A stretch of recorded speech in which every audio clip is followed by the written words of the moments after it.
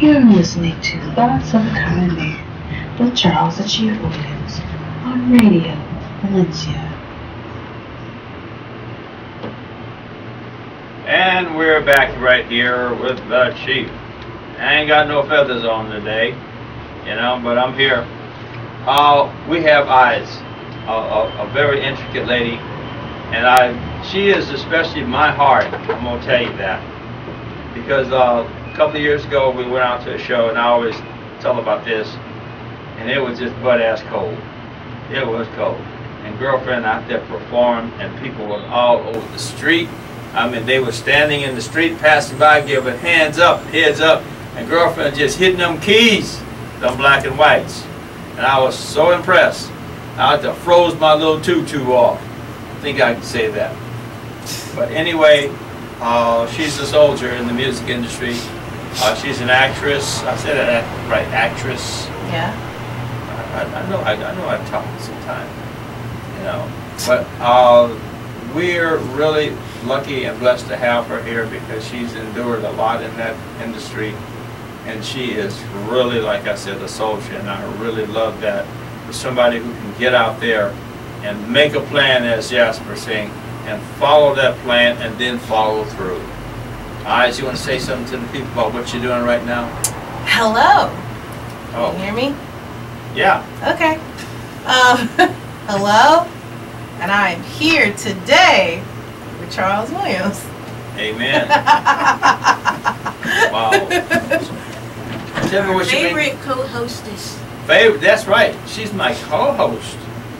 And we're going to be blasting this year, baby. Okay. Yeah. Tell me what you've been doing. You know, like, I get these blanks when I'm live on air, so I am filming birthday drama like I always am. So, yeah. So what's that about? Oh, birthday drama? Okay, so this is basically a television show. It's a docu-series about my birthday. So, even though, like, right now isn't my birthday, we still do post-production, and we have to do, like, reshoots sometimes because sometimes the lighting was bad or something. So we just have to reenact everything. So. I have been seeing you in a lot of stuff. Okay.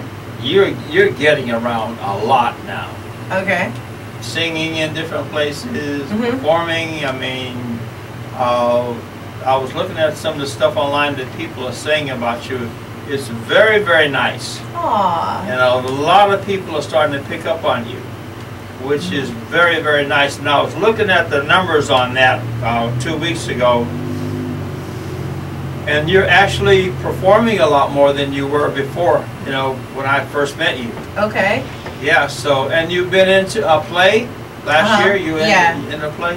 Oh, I was in a musical, The Barbary Coast Review. Yeah. What's the name of it? The Barbary Coast Review. The Barbary Coast Review. Yeah. Was that fun? Yes, it was. I got to play Madame Matoy.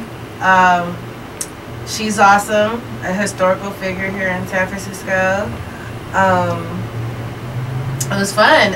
Blake Rears actually wrote the play, the musical, and he's actually just came out with a new book, and it just came in the mail yesterday. So really cool. Shout out to Blake Rears. I want to do a duet with you. Okay, well, we can do that. You're gonna sing opera, and then I'll do the pop singing. I was talking about the Death of Figaro, you know. And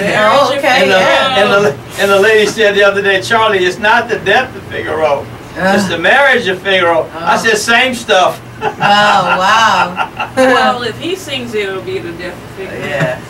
If I sing it, it'll be the Well, no, I've heard you yawn a couple of times. No, seriously. Going on. I want to try that. I don't know how far I'll get with it, but, you know, that's something I really would like to try. Yeah, well, you got to start with the basics. Yeah. The breathing exercises. Right. And then, you know, with all singing, in my opinion, it's all about your tuning. If you don't sing the right notes, if you don't sing in key, if you out of tune, then you might as well not sing anything at all. That's just the most important parts. Now, off beat, you can't get away with it if you do it more than once. Right. But at least with off beat, you got something as long as you hear the beat. But That's the second most important thing. I think I can do it. Seriously speaking. So we're going to try that sometime in the near future. Interesting. Then maybe you guys will see me. I don't know about singing no opera or nothing like that. I thought you was the world-renowned opera singer, the chief. Thinking the death of Figaro was a real thing. Yeah, right. Tell me something. Where are you going? What are some of the things you're planning on doing right now? I have, okay, so today is actually the International Day of Tolerance. And what we're doing is called a mask drop. So if any of you guys want to drop your mask, you can do that. So let me explain. It's the mask that you wear every day. Some people, they pretend to be happy. Some people, they pretend to be sad. Whoever is that face that you wear every day, that mask that you put on, you drop it. Okay, so if you have slow motion on your phone, on your smartphone, just start with your face that you wear every day, then drop it in slow motion. And it's actually a movie, and it's a big deal. This is mask drop movement is a really big movement. Really? And my mask is the Everything is Okay mask, or Everything's Okay mask. So it actually started going viral, my mask. My mask drop, yeah. Not viral. Whose idea was that? I think this girl, I don't remember her name, but her mask drop is Warrior Mask, the Warrior Mask. And I think it's her idea. Wow. She has a website and everything. You could go to maskdrop.com. So it's actually a documentary, and the movie's gonna come out. But today is actually the International Day of Tolerance, and I was one of the mask droppers. But everybody else out there, you don't have to be a part of the movie or anything. You can drop your mask, because sometimes it just feels good to take off your mask. It's not that the mask that you wear is bad or too much to handle. Sometimes you just need a break. We're hearing a lot of that word of tolerance today, aren't we, Jasper? Yeah. Yeah, we're hearing a lot about tolerance, diligence, perseverance. Yeah. We just got through talking about financial planning before you came. Okay. You know, let's say you become a millionaire. Are you ready to plan and ready to get it all together? I know I am. I don't know if my manager is.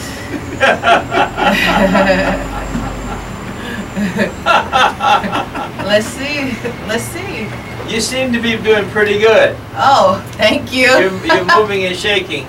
You know, you seem like you're brighter today than when I last seen you. What's the? That's because I have to make up for being late. Oh. Sorry. Oh my God. Oh wow. No, I'm serious. You look younger. What are you doing? Well, I met Steph Curry yesterday, but I wasn't supposed to talk about that. Oh. So, yeah, that was pretty cool. Really? Yeah. I'll be damned. Yeah. So, musical, what are you going to be doing music-wise in the next, let's say 6 months? Well, what's coming up next month is I'm going to be with you at your meet and greet. Oh, baby, that's right. Yeah, I'm going to sing a Christmas song, right? We got meet and greet. We're going to have a good time. Yeah. At the Octopus. The Octopus Literary Salon. Literary Salon. That is an awesome cafe. Madam Secretary, I want to say. Manager. Okay. That's okay. I blew that one, didn't I? Yeah, what they're talking about is the holiday reading and meet and greet on December 20th. The Thoughts of a Common Man book. Eyez will be performing and is at the Octopus Literary Lounge on Webster Street in Oakland starting at 7 p.m. And as the date gets closer, we'll talk more about it, but that's what they've been talking about just a few minutes ago. And maybe I'll sing for them. Yeah, go ahead. The last time we were there, we had a blast. I'm probably going to sing Silver Bells, so you can sing along. You know the words to Silver Bells. Are you in the Christmas spirit right now? Not yet. Okay. It's not even Thanksgiving yet. No. And I was seeing Christmas trees all over the place. That's a good point. That's a good reason to not be in the Christmas and I've been seeing Christmas trees all over the place right now. Couldn't believe that. Well, our Christmas tree stays up all year. Oh. Because we don't have any space to put it when Christmas time is over. Oh. So it kind of just stays on top of our piano. I'm going to actually have a Christmas tree this year. I'm going to have one. And I'm going to put it in my front yard. with all the figurines and figures around it, you know. I want to do something different. Do you live in Oakland? I live in El Sobrante. Oh yeah, that's right. Yeah. Do they have like a big like Christmas neighborhood type thing? Yeah, they do. Yeah, because I remember in Oakland, in East Oakland, there's this one neighborhood every year. Yeah. The whole block is lit up, and yeah. people just love it. Yeah. Yeah. We're thankful another year because this has been one year that we've made some strides. We've actually come from the cave and into the air, and now we're on top of the world. You know, I think I can put it that way. Congratulations. You know, we came from the cave, like I said, we was, you know, carnivores in the cave, and now we came into the air, and we're actually breathing. We're here, right here. Radio Valencia is, it's a godsend. And Radio Valencia, I want you to tell everybody about it. It is definitely the bomb. We are here from 10 to 12 on Tuesdays, and it's got all this good stuff about it, good vibes, good feeling, and we want people to get Radio Valencia out there. Thoughts of a Common Man with the Chief and Eyez. How about that? Okay. Well, I'd say tune into that. Yeah. I think this is a good show. A what? A good show. You don't want to... Okay. Yeah. Wow. So you're going to be on this, so that's going to make it even sweeter and better. But the thing is, what I like about this show is it's about your book. It's about life. It's about life. And your book is about life. My book is about life. See? Yeah, it's about life. And we talked today. We had a big discussion about love. Oh, yeah? Yeah. Oh. I guess everyone is. I must have missed that. Huh? Before you came. Oh, okay. Give me your rendition of love. No. Yeah. Come on, Jasper. Come on now. You're a very nice dressed young man. We want to know. I told him I could market him for $29.95. He says you can't say that anymore. Okay. So I'm off the market now, but all the proceeds, if you want to still auction me off, will go to the Urban Financial Services Co. Oh, so you do auction. Jasper, you're one of the most astute financial planners that I have met. You're not a BSer. That's right. You're a good guy. You talk it like it is. Yep. So do you make financial plans for people who are not like rich, or is there a certain number that you work with? Nope. So I have all types of people. So in a prior life I was a financial planner advisor. I've kind of transitioned out of that, type of position, but I do a lot of community work. I have some friends who are doing some consulting on the side. We're trying to help people out no matter where you are. And so I'm always open to having that dialogue if people are willing to talk, if they're willing to meet, if they're willing to be truthful. A lot of people...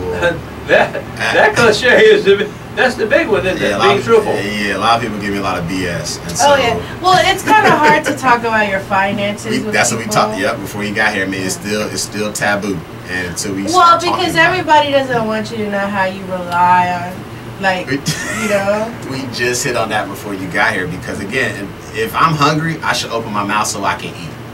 And if I'm struggling, and it's not just about finances, whatever I'm struggling with, if I open my mouth and tell somebody I need some help, the universe has a way of finding that help and bringing it right to you. Mm-hmm. Do you have any classes for people who aren't so sure they're ready, but they at least want to look into it? I will be coming out with some stuff next year through the Urban Financial Services Coalition. I have some things I'm going to be doing personally as well to try to educate people to at least get people to start having that discussion. So there's certain topics that I know are causing a lot of us pain, and I've been in the industry long enough to where I know it's about 5 or 6 different things, and if once we get comfortable around talking about it, you can go home and do all the reading and research that you want. But what I found in my time is that at some point you got to take some action. Mm-hmm. It's all good. You can keep reading stuff and keep looking for a tip or looking at what your family, your friends are doing, and it's really about what do you want. Yeah. And once you have that goal in mind by, hey, I'm going to do X,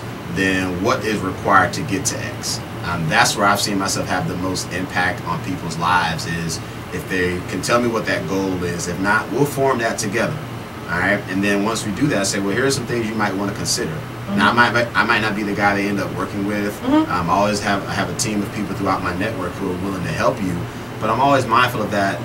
They're in business, and so let's not get it twisted. If I'm trying to run a business and support my family and achieve my goals, I can't get everything away for free. And I think I've seen that when I've done free workshops, nobody comes. Exactly. It's like pulling teeth. I'm about to give you the key. I'm gonna give you the golden ticket, and I gotta convince you to come. Yeah. But if I charge you $10, like, all right, now I'm getting some value for that $10, or I better get my $10 worth by me coming to this psychologically event. That's weird, it's a trip. isn't it? Yeah. Hey, but I'm gonna tell you something. That's actually the truth, because like I've been through that.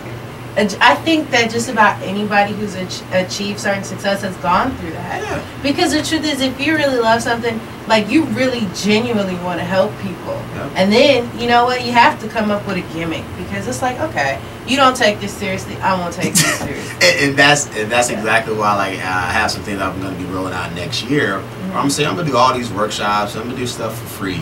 And then when if free doesn't fit with your schedule, I'm not. Sucks for you. Like, I'm gonna keep running this show. Yeah. If you want to work with somebody, if you pay them, I guarantee you they will be vested in you, because you're affecting their bottom line, and they're gonna push you to take action. Now, if you don't follow through, then that's on you for wasting your money. But that person got compensated for the time that they committed. It takes time to do what it takes. It takes time. It does, and that's energy, and that's energy you could have been putting in someone else. Yeah. And my thing is, again, I don't want people to shy away from this forever. And I don't know what day people are going to decide to pick up that phone, send that email. Before you got, I was mentioning, I had a good friend of mine, you know, I'm from North Carolina originally. A lot of my friends know kind of what I'm doing. And I get random text messages like, oh, hey, Mr. Bill Wealth, like, I need to talk. I'm like, it took you this long? You know me? Like, you know me, but it's that what day will you build up enough courage to have that discussion? That's the magic bullet right there, is courage. Is getting the guts up. Let's be real. You got to get the guts up to do the do, and so to speak. To walk the walk. Because you know what? I look at, when I lived in Japanese society, business and life is business in a Japanese society. Business never stops. From the minute they get up in the morning, the Korean society is the same thing. You know, the European society is kind of laid back, you know, but the Asian society, business is life and life is business. That's what, but if we ever, you know, had any little bit of that model of living, we'd be more successful, I think. Yeah, so our problem is, like, we get upset for like a hot minute. And it ain't even a 60-second minute. It's like maybe 30, 45 seconds. And I look at all the things that have happened in this country. If you look back to this summer, you know, with all the killings of the cops, and then had this whole, we got to figure out what to do, and there's this whole banking black movement, where they were trying to see, well, if we start taking some of our assets and putting them in black financial institutions, then we can have a lasting impact on our people. And so I was looking at it, and I was watching it happen for a couple of months, and I haven't heard anybody talk about it since maybe like September. It went away, didn't it? It magically disappeared. Now we got the election stuff that's taking our attention. I will tell you why. It's because the black-owned banks are expensive. Like, I actually have been trying. When I first heard last year about the number of black-owned banks going down, and I'm gonna be honest with you, I didn't know there were any black. Like, we can own a bank, like like a person. Well, but they've been owning them since the 20s and 30s. So, but I actually tried to join one, and I couldn't. It was so. Let me ask you this question: so expensive in relation to what?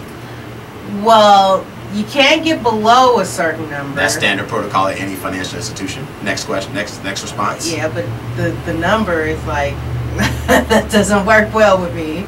Okay. And then they have another rule that's very similar, but it kind of makes it so you can't go below that number, but you also can't go below that other number either.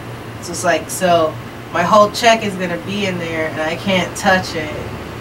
So that was kind of... I would love to know what institution, because every bank has minimums, they have fees. And when people say, the fees that they're charging me are exorbitant, I'm like, well, in comparison to what?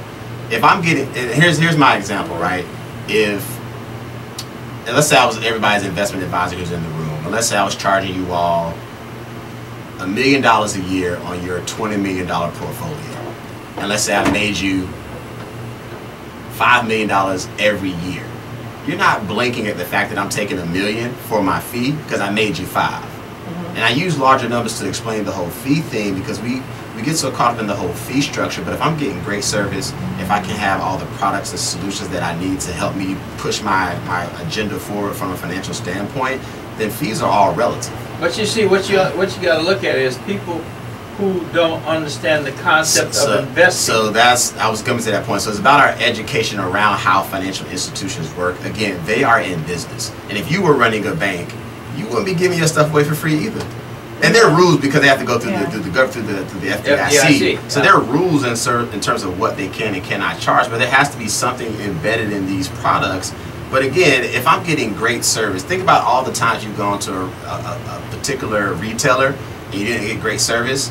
If you went to another city, you would still go to that retailer because you're in a different market. But you're like, oh, it's the same store, it's the same, you know, group. But again, I got disrespected in California versus one of their stores in North Carolina.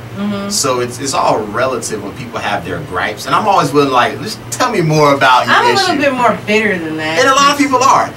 We've been disrespected. That's why I wanted to go to the black-owned bank. I was tired of dealing with the bank that I was dealing with. Yeah. Like, and I just was fed up. Because I've been a member of this bank since before they got bought out and it was another bank. And that's a long time because I've been banking since I was like a minor. So it's like, you know, every time I call, you don't know who I am. Every time I walk in your bank, you don't know who I am. You know, like, and then. You know why? Because they're really not interested. And they should be interested. No, they shouldn't. If you're not bringing me more money, why should I call you all the time? That's right. It's like, not that. It's just that, you know, I have originally banks were nicer to me. They were back in the day. Well, I mean, you acting like you're like 50 or 70 something. I am. No, I'm talking about just my experience.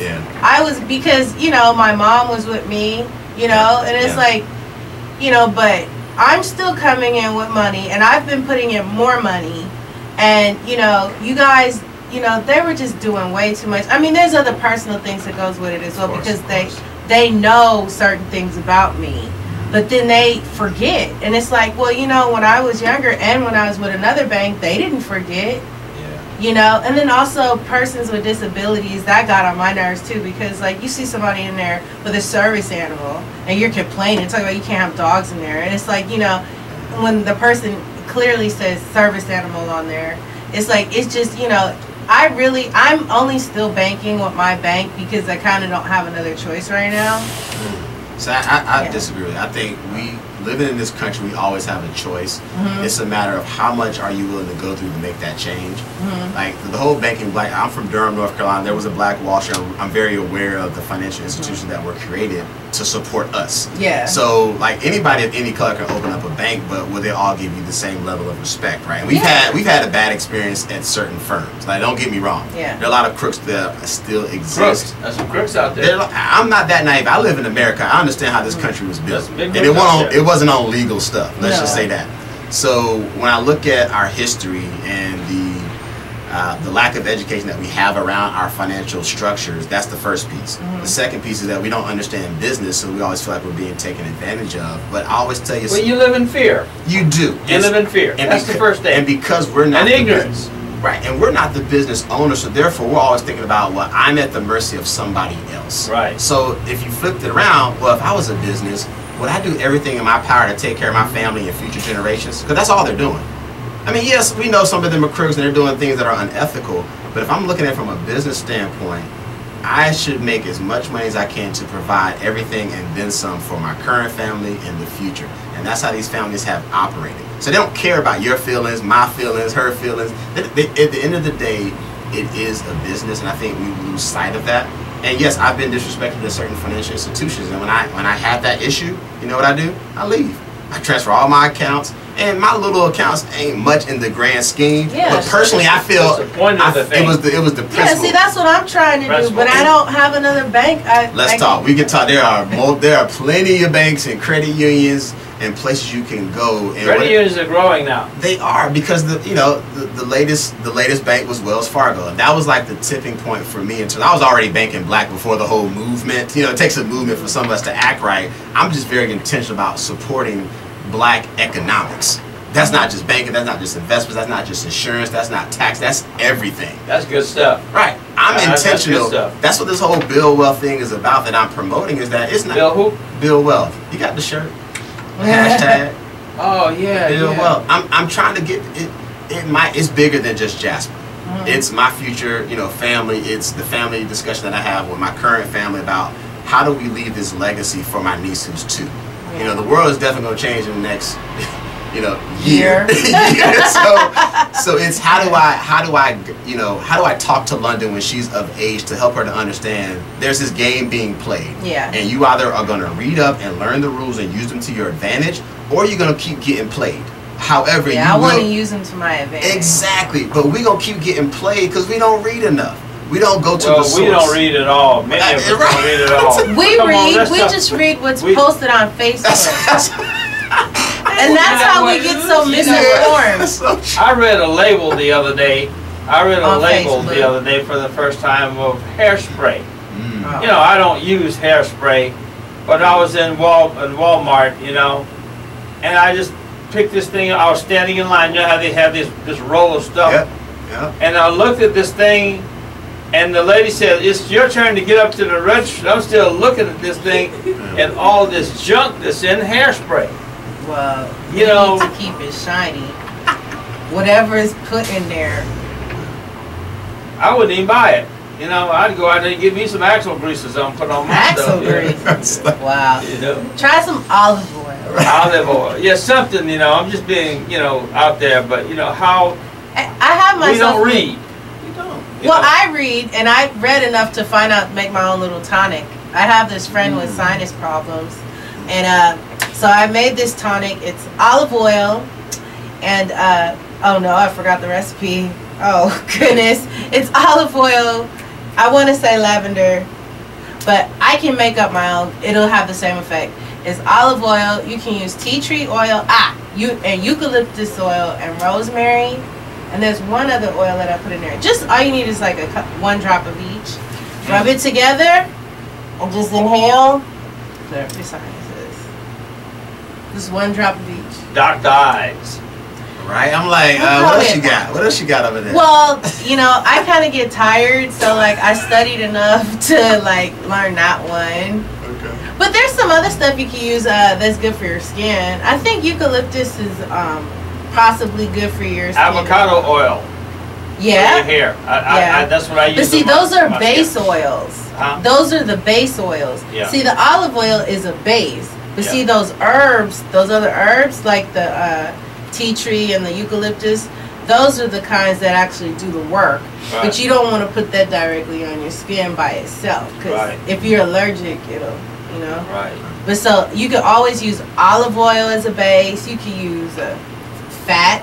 I gotta say something off the cuff. Go ahead. We was talking about doctoring, and this guy told me the other day. He said, you know what? The Chinese believe that all the ailments that you have come from the base of your feet. And I said, really? And he was sitting there looking. He said, yeah. I said, he says, and we have to wonder how, we're gonna cure all this stuff with it being on the bottom of your feet. I said, cut the feet off. Oh, wow. He didn't think that was funny, but I was just being sarcastic. Yeah. But seriously speaking, we have so much in our society right now that is going on financially, and we have so many crooks out there. We got some very smart crooks. Yeah. Now we have cyber crooks in the financial industry. Well, you know what I heard from Frank Abagnale? Do you know who he is? Frank? Oh, okay, Frank. Well, for everyone out there, oh yeah. I was just going to talk without letting the listeners know. For those who don't know who Frank Abagnale is, he was the James Bond of the sky in the 50s and 60s. He stole millions. Pan Am. I remember that name. Yeah, he stole money from banks and from Pan Am Air. So actually, and he's still alive today. He's actually around my mom's age, so he's not that old. But he started doing this at 16. He didn't have, he ran away from home. He needed something. Anyway, point is, he basically said in the last interview I saw of him, he said, the same thing I was doing back then, I could do it within 5 minutes today. Really? So he pretty much was just doing the same thing that the cyber crooks are doing. Only difference is he doesn't need to look in the phone book, because a lot, and that's why I keep telling people when I was in school, never put your real information on Facebook, social media.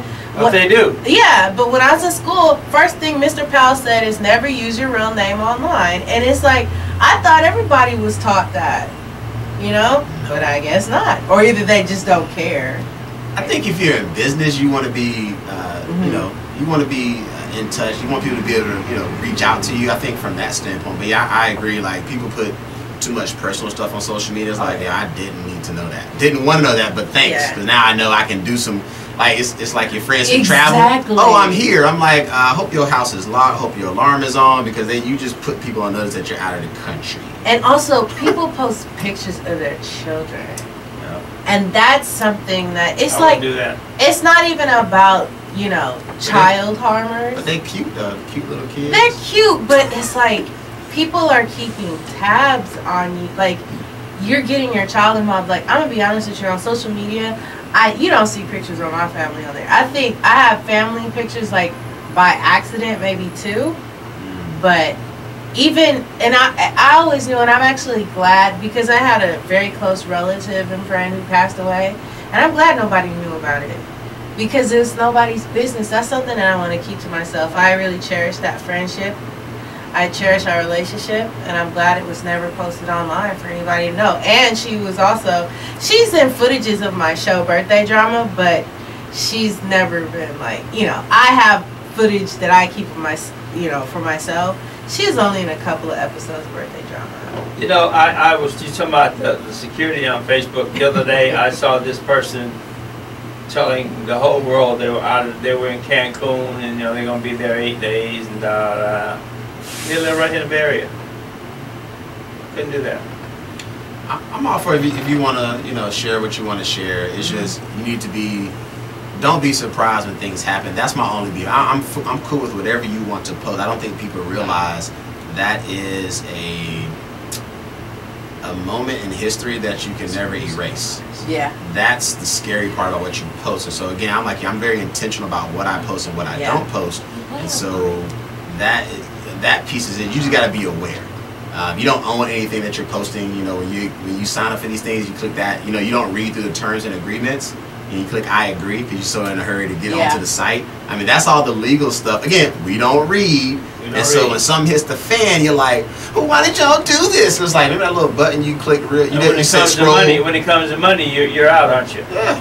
You're like, out of some dollars. If you're posting stuff on somebody else's platform, chances are they own that content. Read the agreements and terms. Yeah. You've lost ownership of that. And we're coming back to you with Eyez and Jasper right now. We've had quite a nice day today, and I'm looking at the fact that both of these young people here are very prolific in their communities. Both of them are very innovative, and Eyez is quite a singer, and Jasper is his right of financial planning and giving lectures is quite astute, and that's quite important because, you know what, we're just talking about fear. You guys want to give me your synopsis? I think that's a good word, isn't it? Of people having fear, not facing their financial problems.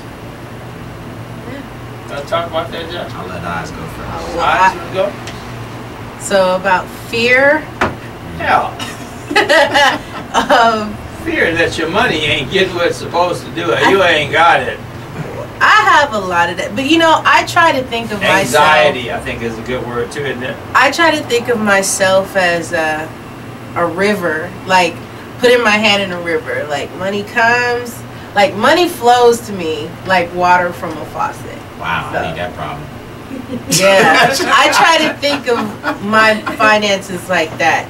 So sometimes that mindset kind of puts you in a positive, more upbeat method, you know.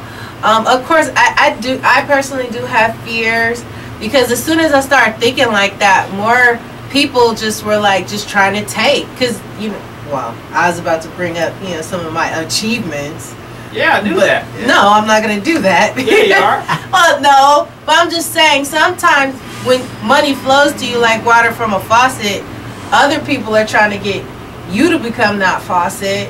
and just pass the money along to them, and it's like, okay, no. So that's my personal fear, is that I'm other people's personal fountain. Okay. I just want her problem. Like I wish money just rained in on me. I thought it did. I just want to put my cup under the Eyez faucet so I can get that money too. I mean, I thought you were the fountain of money. Oh, you're the fountain of financial planning. Yeah. I mean, mine's more of a trickle, but I mean, the river analogy was amazing. Yeah. I mean, I think everybody wants that too, right? But again, it's what do we do with that, right? Are we dipping our, to use your analogy, how you look at life, right? Are we dipping our cup into the river and pulling out a cup and saving that cup, or are we just drinking that cup of water, or are we dumping it on somebody? That's where I come into play, right? Yeah. You know, and I know there are a lot of there's a lot of temptation when you do have the money, and again, it's, am I afraid of being different? That's the big question. Am I afraid of actually being successful financially because of what my friends and my family and my circle is going to do to me? Because you're going to be on that pedestal, whether you want to or not. And so it's how do you deal with that success? And again, we ain't never had no money nowhere, so we don't know what it's like to have it. And so that's why we blow it. But again, if we're changing that narrative, if we're changing, we got to have that paradigm shift in our minds first. Paradigm shift. Got to have it, brother. Got to have it first. And then, okay, so if I'm coming up and I'm what is deemed to be successful in my circle, in my community, then who else am I helping? Like I've met these people, man. They make, pick a number, they're making it. They're in corporate or they're in business, and they lonely as I don't know what.